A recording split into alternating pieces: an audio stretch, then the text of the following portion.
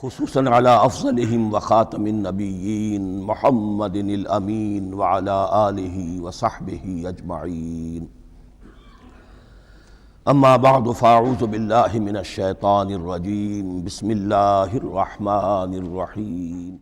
یہ آخری عشرے میں آدمی جو ہے اللہ کی چوکھٹ پر ہی جا کر بیٹھ جائے، اپنے معمولات کو توڑے۔ اعتکاف کی روح یہ ہے کہ یہ جو ہمارے معمولات ہوتے ہیں، روٹین، یہ بھی غفلت پیدا کر دیتے ہیں۔ ایک عادت بن گئی، صبح اٹھتے یہ کرنا، پھر یہ کرنا، پھر دفتر جانا، پھر آنا، پھر یہ، اس کے اندر پھر وہ آدمی کوئی جاگتا ہی نہیں، ہوش میں آتا ہی نہیں۔ وہ گویا کہ ایک مدہوش سا ہے اور ایک وہ اپنا سائیکل چل رہا ہے خود بخود۔ اس سائیکل کو توڑو، جیسے 5 دفعہ وہ سائیکل توڑتے ہو نماز کے لیے۔ آؤ یہاں آؤ، آؤ سجدے میں گرے، لوح جبیں تازہ کریں، یاد کرو اللہ کو دوبارہ، اپنا عہد استوار کرو دوبارہ، ایاک نعبد و ایاک نستعین۔ اسی طرح سال میں ذرا یہ 9-10 دن بھی ایک دفعہ توڑو اپنے روٹین کو، جاؤ وہاں ڈیرا لگا لو مسجد کے اندر اللہ کے در پر، سوائے جو ناگزیر حوائج انسانیاں ہیں، پیشاب وغیرہ کے لیے جانا ہے باہر جاؤ، وضو کرو، پھر آ کے بیٹھ جاؤ۔ محض فرحت حاصل کرنے کے لیے نہانے کی اجازت بھی نہیں ہے۔ غسل واجب ہو گیا ہو تو نہاؤ، ورنہ پھر یہ کہ ہیلے بتاتے ہیں ہمارے علماء کہ وضو کی نیت سے جاؤ غسل کر کے آ جاؤ، اس لیے کہ معلوم ہے کہ آج آدمی کی جو عادت بن گئی ہوئی ہے روزانہ نہ نہائیں تو طبیعت پہ کسل رہتا ہے، لیکن اسی کو تو توڑنا ہے، اسی روٹین کو تو توڑنا ہے۔ اصل میں اجازت نہیں ہے، اصلاً اجازت نہیں ہے۔ آپ جو ہے جو بھی ناگزیر، ہاں اگر آپ کو فرض کیجئے کوئی ایسی شکل ہو گئی ہے، رات کو آخر سوئے تو ہے، سونے میں بدخوابی ہو گئی ہے، نہانا ہے تو جاؤ نہاؤ، ٹھیک ہے، غسل واجب ہے نہاؤ۔ اور یہ کہ پیشاب کی بہانے کی حاجت ہے، جاؤ پوری کرو، وضو کرو، واپس آ کے بیٹھو۔ چاہے یہاں سو، یہاں ذکر کرو، یاد کرو، جو کرو کرو یہاں پہ، لیکن اور اس میں بھی خاموشی ہے۔ وہاں ہمارے ہاں آج کل اس کے اندر بھی بڑے لمبے لمبے چوڑے پروگرام شروع کر دیتے ہیں، لوگ بیٹھے ہیں گپ بازی کر رہے ہیں۔ میں نے خود میدان عرفات میں لوگوں کو تاش کھیلتے دیکھا ہے، تاش عرفات میں۔ میں نے سنا یہاں پر اعتکاف میں تاش کھیلے جاتے ہیں۔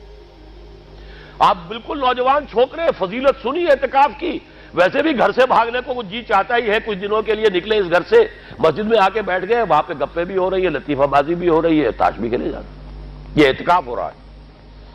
یہ اتنی ہلکی شے نہیں ہے اعتکاف، یہ تو اس عبادت کا، رمضان میں جو روح بیدار ہوتی ہے، یہ اس کا کلائمیکس ہے،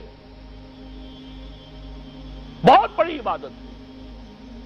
لیکن اس میں لو اللہ کے ساتھ لگی رہے، لوگوں سے نہیں، تنہائی، غور و فکر، یا قرآن پڑھو، ذکر کرو، نوافل پڑھو، یا سوچو بچ، جیسے حدیث میں آتا ہے وَأَن يَكُونَ نُطْقِي ذِكْرًا وَنَظَرِي عِبْرَةً وَسَمْتِي فِكْرًا۔ میرا دیکھنا ہو تو عبرت کا دیکھنا ہو کہ ہر شے سے میں سبق حاصل کروں، اور میں بات کروں تو اللہ کے ذکر پر مبنی ہو میری بات، اور میں خاموش رہوں، وَسَمْتِي فِكْرًا، غور و فکر، تفکر و اعتبار، جو حضور جا کر غار حرا میں کیا کرتے تھے، وہ اعتکاف تھا حضور کا، مکی دور کا اعتکاف، تنہا بیٹھنا۔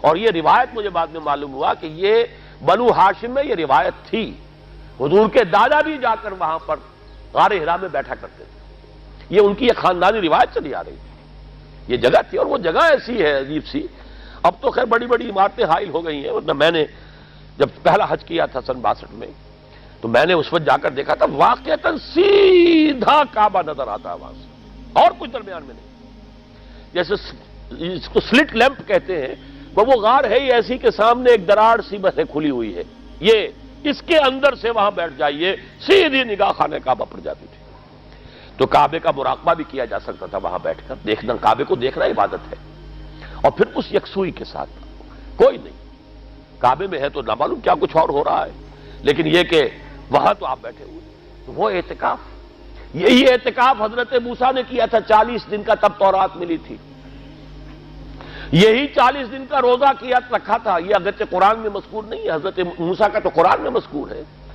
حضرت عیسیٰ کا انجیل میں مذکور ہے، 40 روز کا روزہ اور اعتکاف پہاڑوں میں کیا جا کر، تب انجیل ملی۔ یہی اعتکاف تھا جو حضور کر رہے تھے غار حرا میں، تب قرآن، اقرا بسم ربک الذی خلق خلق الانسان من علق، یہ تو اس کا ایک عکس، اس کی ایک جھلک ہونی چاہیے۔ میں نے روح اعتکاف پر بھی ایک زمانے میں ایک تقریر کی تھی، میں نے دیکھا چھپی ہوئی تھی، اب پتہ نہیں کہیں اویلیبل ہے یا نہیں، ایک علیحدہ کتابچے کی شکل میں بھی تھی۔ ویسے عظمت سیام و قیام رمضان مبارک پر بھی میرا کتابچہ ہے، اور عظمت صوم جس میں کہ پھر میں نے یہ انسان کے دو وجود اس کے بارے میں بھی خاصی وضاحت کے ساتھ گفتگو کی ہے، وہ بھی میرا کتابچہ ہے، شاید باہر اس پہ ہوں گے۔ تو فرمایا جب تم اعتکاف میں ہو تو ان کے ساتھ مباشرت نہیں کر سکتے۔ تلک حدود اللہ ہے، یہ اللہ کی حدود ہیں، فلا تقربوہا، ان کے قریب مت جانا۔ قرآن مجید میں حدود اللہ کے لیے یا تو آتا ہے فلا تعتدوہا، یہ اعتداء کہتے ہیں کسی حد کو کراس کر جانا، تجاوز کرنا، اور جہاں زیادہ احتیاط کی بات ہے وہاں فلا تقربوہا، آخری حد کے قریب تک نہ چلے جانا، مبادا کہیں غلطی سے قدم جو ہے ادھر پڑ جائے۔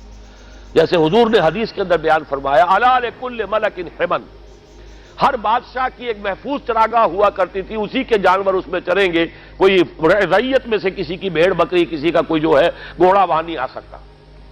اب اگر کسی کا گھوڑا یا کسی کی بھیڑ بکری چلی گئی، وہ مجرم ہو گیا، پکڑا جائے گا، گردن ماری جائے گی۔ تو حضور نے فرمایا کہ اللہ کی بھی ایک محفوظ چراگاہ ہے، اللہ کی حما کیا ہے؟ محارمہ، جو چیزیں اس نے تم پر حرام کر دی، ان کے قریب نہ جانا۔